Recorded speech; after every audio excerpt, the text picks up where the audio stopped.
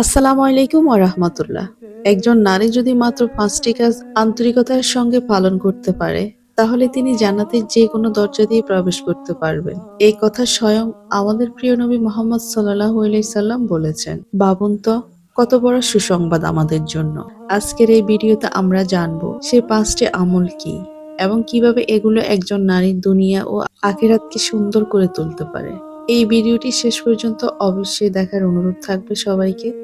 এবার মূল আলোচনায় ফিরে আসি। প্রিয় বোনেরা, রাসূলুল্লাহ সাল্লাল্লাহু আলাইহি সাল্লাম বলেছেন, যখন কোনো নারী ৫ ওয়াক্ত সালাত আদায় করে, রমজানের রোজা পালন করে, নিজের লজ্জাস্থানে হেফাজত করে এবং স্বামীর বৈধ কথার আনুগত্য করে, তখন তাকে বলা হবে, তুমি জান্নাতের দরজা দিয়ে ইচ্ছে মতো প্রবেশ করো। এই হাদিস আমাদের জন্য এক বিশাল সুসংবাদ। এখন আসুন একে একে এই ৫টি বিষয় সংক্ষেপে বুঝে নিই। ১. ৫ ওয়াক্ত সালাত। সালাত হলো একজন মুসলিমের জীবনের সবচেয়ে গুরুত্বপূর্ণ ইবাদত।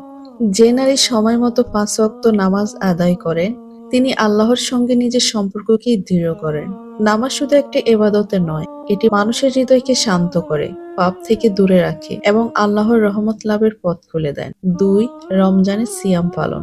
রমজানের রোজা শুধু ক্ষুধা তৃষ্ণা সহ্য করার নাম নয়, এটি ধৈর্য শেখায়, তাকওয়া অর্জন করতে সাহায্য করে এবং আত্মাকে পরিশুদ্ধ করে। আল্লাহর সন্তুষ্টির জন্য যে নারী আন্তরিকভাবে রোজা রাখেন, তিনি মহান প্রতিদান লাভ করেন। ৩. নিজের ইজ্জতের হেফাজত।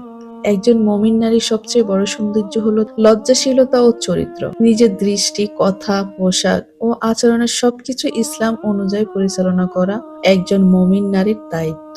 আল্লাহ এমন পবিত্র বান্দাদের ভালোবাসেন যারা নিজেদের চরিত্র রক্ষা করতে জানেন। ৪. স্বামীর বৈধ কথার আনুগত্য।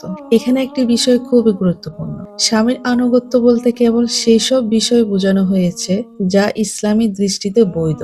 যদি কোনো বিষয়ে আল্লাহর অবাধ্য হওয়ার নির্দেশ দেওয়া হয়, তাহলে সেখানে কারো আনুগত্য করা বৈধ নয়। কিন্তু দাম্পত্য জীবনে ভালোবাসা, সম্মান, সহযোগিতা ও পারস্পরিক বোঝাপড়া একটি জান্নাতের পরিবেশ সৃষ্টি করে। প্রিয় বোনেরা, জান্নাত লাভ করা কোনো অসম্ভব বিষয় নয়। আল্লাহ আমাদের জন্য পথ সহজ করে দিয়েছেন। প্রতিদিন সময় মতো নামাজ পড়া, রমজানে রোজা রাখা, নিজের চরিত্রকে পবিত্র রাখা এবং সংসারে ইসলামী নির্দেশনা অনুযায়ী চলার চেষ্টা করা, এই ছোট ছোট আমলে আখিরাতের বিশাল সফলতার কারণ হতে পারে।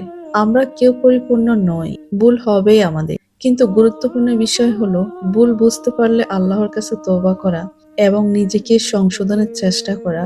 আল্লাহ তাআলা আন্তরিকভাবে আমাদেরকে খুব ভালোবাসেন। সবশেষে এটাই বলবো, আল্লাহ তাআলা আমাদের সকল বোনকে এই সুন্দর গুণগুলো অর্জন করার তৌফিক দান করুন। আমাদের জীবনকে কোরআন ও সুন্নাহের আলোকে আলোকিত করুন। মৃত্যুর পরে যেন আমরা জান্নাতুল ফেরদৌসে প্রবেশ করতে পারি, সেইভাবে আমল করার তৌফিক দান করুন।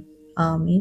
ভিডিওটি যদি আপনাদের ভালো লাগে, তাহলে একটি লাইক দিন, প্রিয়জনদের সঙ্গে শেয়ার করুন এবং ইসলামের জ্ঞান ছড়িয়ে দিন। আমাদের চ্যানেলটিকে সাবস্ক্রাইব করতে ভুলবেন না। সবাই ভালো থাকবেন, সুস্থ থাকবেন।